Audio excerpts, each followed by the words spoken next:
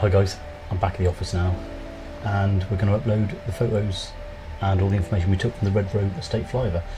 So as you can see behind me, this around there is where the Red Road Estate is, not shown on Google Maps because obviously it's not built yet. I've already uploaded the images, which to save a bit of time and messing around, and we will just have a look.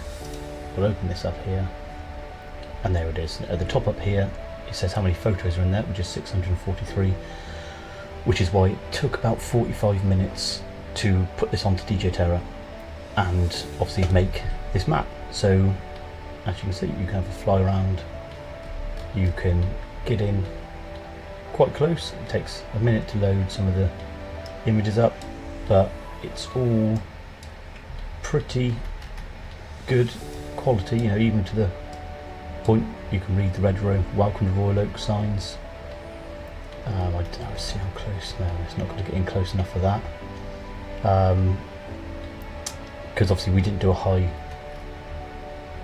what you call it, like a high res image of this. This is just a flyover of the whole estate at 150 foot in the air. So obviously there's that tree that I was stood by over there. Yeah, so this is just a glimpse, you know, so for developers purposes they can have a look at this and they could see how progress is getting on, and you know, look around themselves and zoom in, see what's happening, and just keep a closer eye on what's going on, you know, via one of these images, which is fantastic. But what we're going to do today is obviously have a look really at how it is transferred then over to Blender, where you can make your own actual 3D model of it all. So what I'm going to do, I have, well, to export this you have to go back to this main page and there's a little button down there which says export, and when you do this, we'll go back into that again. What I always do, because I'm exporting to Blender, you got the 3D model over here and it is 3D mesh is what I'm looking for, and I always tick OBJ, which will export to, exports then all the details and everything with it. So as long as you've got that button there ticked, which is under 3D model and 3D mesh, OBJ, that will go into Blender nicely. So you can go back to here, click the export, and you only have to really export the 3D models, which I have already done this. Once again, just save time, that took 5 minutes to export. I guess you can then take that obviously over to Blender. But the other thing quickly while we're in DJI Terra before we leave this is the other good thing which you can do with DJI Terra. You can do lots with Terra, but you can do like measurements. So if for any reason the builder or anything messed up on the roof and they say, well, you've got to put a new roof on, how big of a roof do we need? You can, there's all tools on there where you can click around and it will tell you that is projection area of 24 meters squared, fitted area of 29 meters squared, and you can do that for obviously all different little angles and everything else you need to do. It will tell you what the projection area is, the fitted area is. You can also just do straight measurements. So if they needed to replace, say, these ridge of tiles here, you could click at the bottom, you can click at the top, right click in it, and it will tell you the straight distance, which is 6.23 meters. The horizontal distance is the distance between the bottom one horizontally along to there, so you've got a horizontal distance of 5.4 meters. You've got a vertical distance which is from there and then up into the sky of 3.09 meters, and a slope of 29.8 degrees. So you can get all types of measurements off there. You can do volumes by creating the blocks, you can do surface areas, you can do locations, you can, there's a lot you can do for this, which once again, from a builders and developers point of view, DJI Terra is a fantastic bit of kit. But we might even do another video on that at some point. But anyway, for now what we're going to do is switch over to Blender, which is here, and we can then import, I'm hoping, my OBJ model, which will be under here, under Terra, under Red Row, under Models, under PC, and then you've got Terra OBJ, and it's all done in blocks because it will split it up into like however many hours, how big the file is, it will split it up. So we're doing block BA OBJ. You import that, and then you will get it looking quite rubbish, but bear with me. We will then, so we've done block BA, we'll go BX object, and it will do that. As you can see, it's slowly stitching it all together on a big file. And we will come YA, import that one, and import the final one of X, Y, and import that. Now there is our map. As you can see, it looks a bit sideways. So up in Blender, why did I right click there? We'll just go over and we'll join, Control J, join all that to one now. So that is one block there. We can then rotate that on the X. Typical, we'll rotate that on the X, which RX will do -90, which will flip around that way. And then we're in Blender. So now we've got all the control, everything we want to do. We'll do a side view, we'll G, Z to move that up on the Z axis so you don't get any of the lines. And then you've got a wonderful 3D model, which only in this view, it looks a bit grey. So you can then stick it, which will take a minute because it's such a big file. But yes, you can then change it. Come on, Blender. It is going to take a minute to upload all that. But eventually it will, and it will change into colour and look beautiful, hopefully. With a bit of luck, but you've got obviously the two sets. You've got the full render and then the image. This one clicked up on here, which I can't remember what it's called now. But then you can add your own lighting effects into it, and you can, yeah, you can affect the actual. There we go. Look at that. Whoa, zoomed in. So then you've got a nice blank image of what we had before. But as you say, we've got with Blender, you've got all this out here, which you don't need. You don't want any of that. If we just want to send someone off the file of just the house that they've built, then this obviously my way of doing this. I like to have at least a straight edge somewhere, so it looks a little bit uniform. So we go for the straight edge on the back of this road here. We should zoom out and we'll grab that, and I always like to put it near the middle bit, and you'll see why in a minute.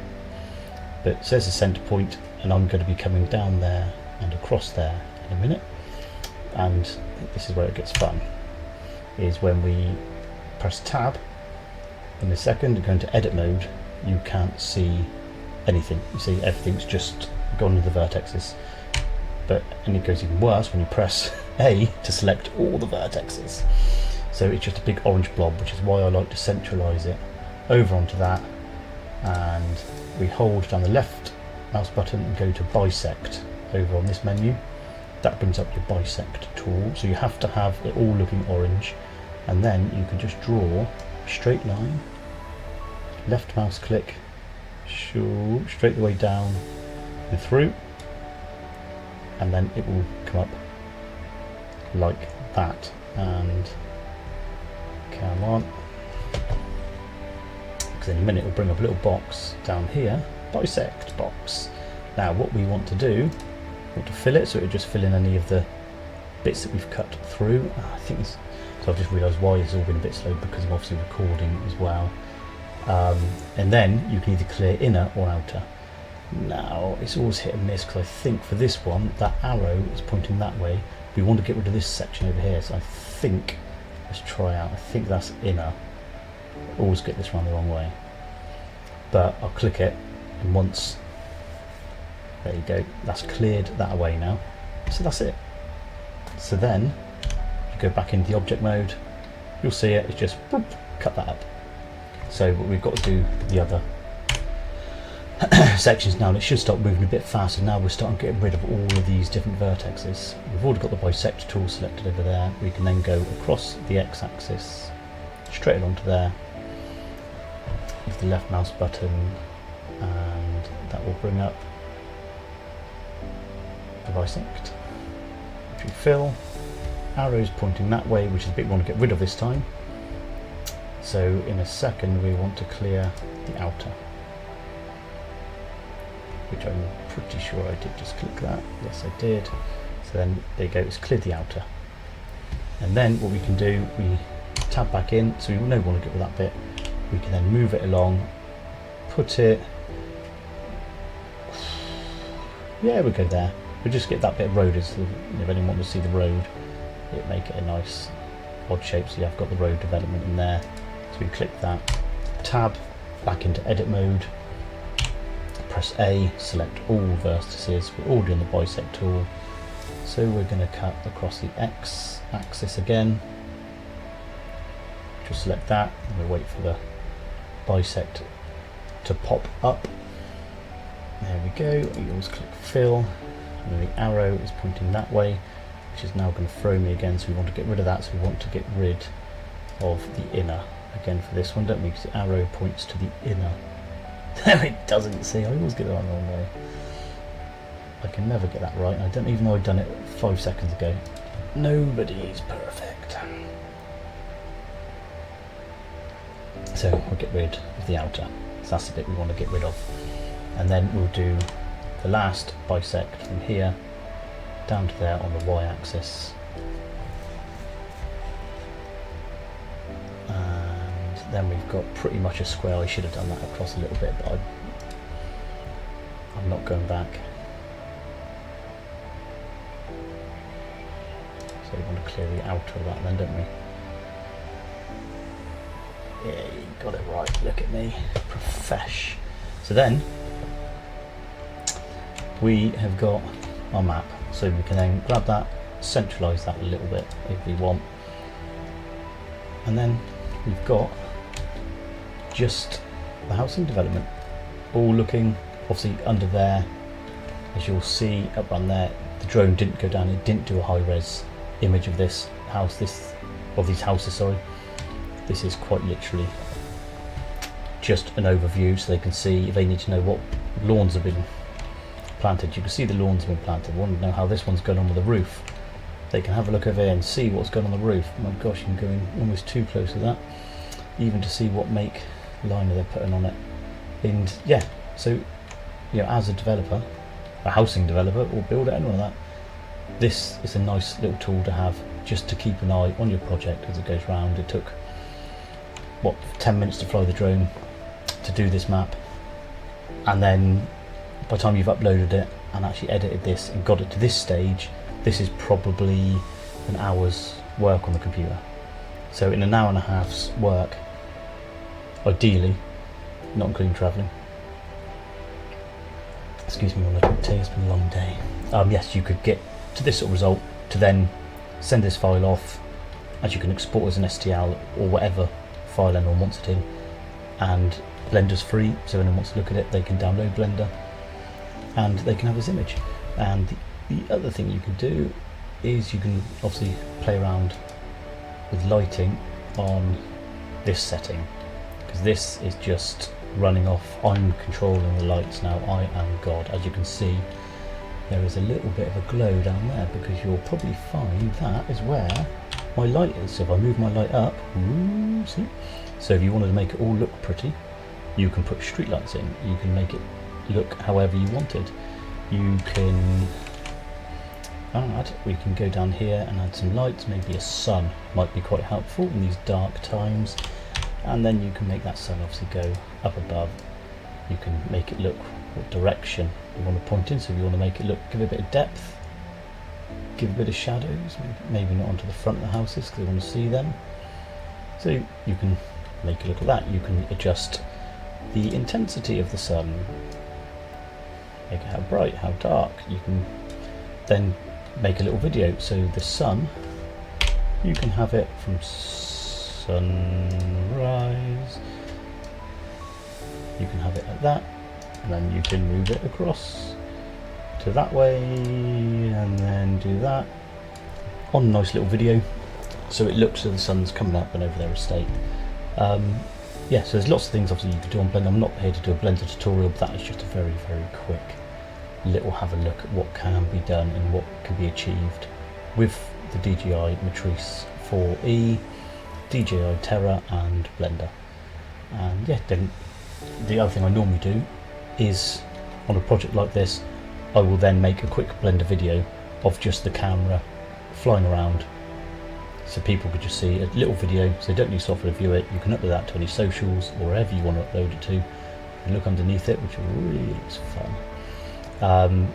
And yeah, so you could display quite easily just with a little MP4 video uploaded to socials or via email, and then people can then just see the project at a glance without having to fly around and look at it in 3D. So guys, that's what you've asked for, so that's my workflow. I hope I've covered everything that anyone wanted to know. If there's any other questions, please pop them down in the comments. I'm more than happy if I know how to do something to show anyone how to do anything. Yeah, so thanks for watching. If you could subscribe and like and all that jazz, it certainly helps, because I'm obviously just starting up the YouTube. So yeah, thanks for watching guys, and we'll see you soon with something else fun, hopefully.